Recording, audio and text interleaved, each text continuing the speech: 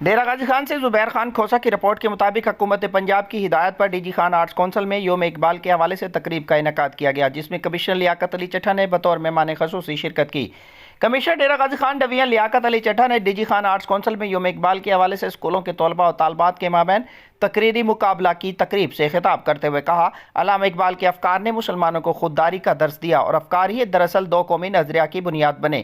Commissioner لیاقت علی چٹھا نے کہا کہ شاعر مشرق کے افکار نے مسلمانوں کا مورل بلند کیا۔ انگریز اور ہندو برصغیر کے مسلمانوں کو ہمیشہ پستی میں رکھنا چاہتے تھے، لیکن علامہ اقبال نے مسلمانوں میں الگ وطن کا شعور پیدا کیا اور 17 سال کی طویل جدوجہد کے بعد ارض پاکستان معرض وجود میں آیا۔ کمشنر لیاقت علی چٹھا نے کہا کہ زندہ قومیں اپنے قومی ہیروز کے ایام بھرپور طریقے سے مناتی ہیں۔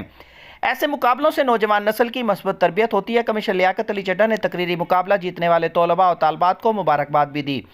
تقریب میں chairman P H A Yasir Durrani, director arts Naeem Ullah Tufail, assistant director art council Fazal Karim کے علاوہ مختلف اسکولوں کے بچے بڑی تعداد میں شریک تھے۔